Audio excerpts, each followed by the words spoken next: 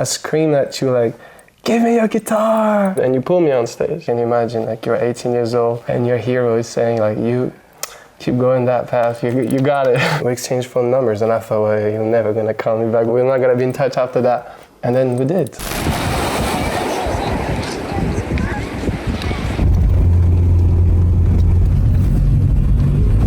Hello, c'est Aime Simone. On est à Étretat chez Peter Doherty et on va discuter de Werewolf, la chanson qu'on a sortie ensemble.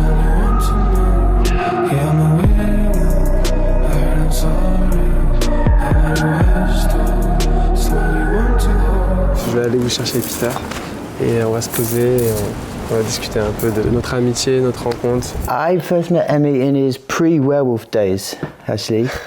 Nigh on 13 years ago. The very first encounter was pretty brief. It was actually during a show I was doing one night at the Bus Palladium. And if I remember correctly, you were on like an hour's release from some institution. Yes. I was 18 years old. 18 years old. And I was in a clinic. I was really struggling with anorexia and bulimia and like depression and like suicidal thoughts. That was really like a daily struggle for me.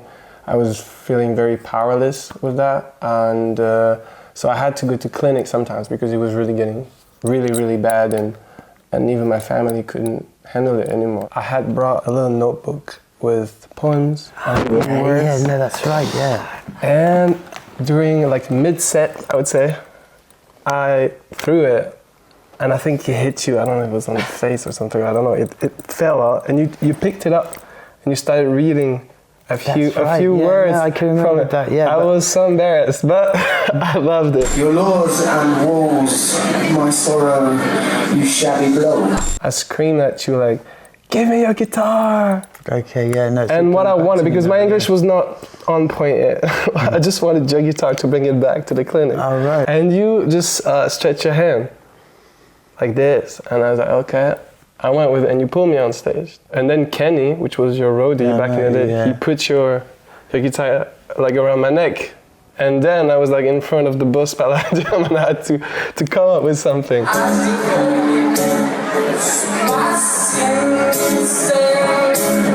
It was very magnetic, very curious, intense, and beautiful. Then when I was done, you told me, okay, like just wait for me, we'll go backstage. And then you asked me to write the lyrics, I wrote you the lyrics, and then you learned the songs. You thought it was your song at first, because it was really similar in the melodic, and I don't know, in the chords, and then I couldn't stay very long, I had to go back to the clinic.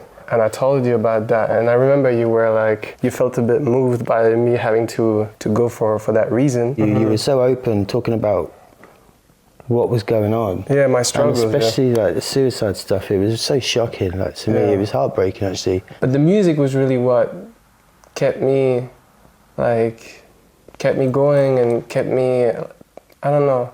I felt like that's where the strength came from, you know. For Peter as well, I don't know, maybe it was not like that for you, but I felt like the music was what was kind of making sense in all the chaos. Yeah, absolutely, yeah. The lyrics were actually more cryptic. It wasn't just common or garden teenage ballad. It was something I'd never really come across, you know, in the flesh. It was something hard really to define. It was my initial impression was that this guy is on a hell of a lot of drugs.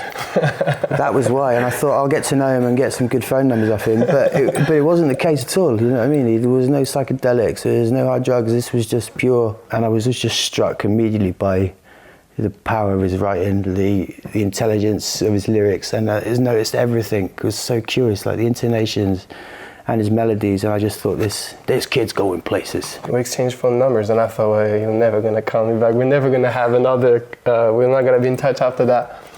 And then we did. And I think you were the first person that saw in me like an artist, and that was really like a crazy experience. Can you imagine? Like you're 18 years old, and your hero is saying like, you keep going that path, you got it. And then he offered me to do a few openings. For me, it was very formative years. I kind of went away with what he transmitted. And now, being back here and making music with him again, with a different sound, different style, that means a lot for me. Like it's a full circle moment. You know me, how planes drifters like shapeshifter. in the dust and gloom. Seeing out the moon. Cause I'm away. Don't tell nobody. I might kiss somebody want to know. We had a table here. I was like, Microphone, everything, guitar. microphone there. Guitar amp was there. Had my cup of tea up there. Cigarette. Had this vape, microphone, blah, blah, blah.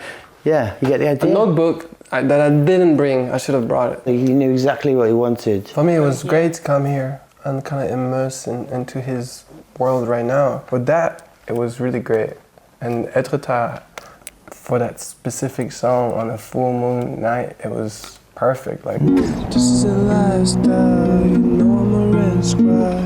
Never side, never looking back. This is my lifeline. Shoot with a mist, then could be your last time. Hope you understand. I wanted to see also where was the kind of meeting point of both our worlds. I feel like Peter kind of brought that touch of like poetry and literature, that kind of like more, romantic idea of the world. Quick as a flash, your whole life passed. And now comes the final fall. The last gasp crawl to the old river at the bottom of the knoll. The first few seconds he's introducing the song, and then he's like coming on the bridge before the last hook, singing. And yeah, it's more like it's like a guest appearance, I guess. Guest appearance? Yeah. I like that. Yeah. In the past 2-3 years, Emmy's just like exploded into public consciousness. Techno hip hop, and he was massive in Berlin and Ukraine and all these hardcore clubs. It's like, you know, a younger brother who maybe you were worried about, and then he's just, you know, just sprung up in a burst of Thank you. birth of rapturous achievement. Thank you for doing this. Yeah. Oh.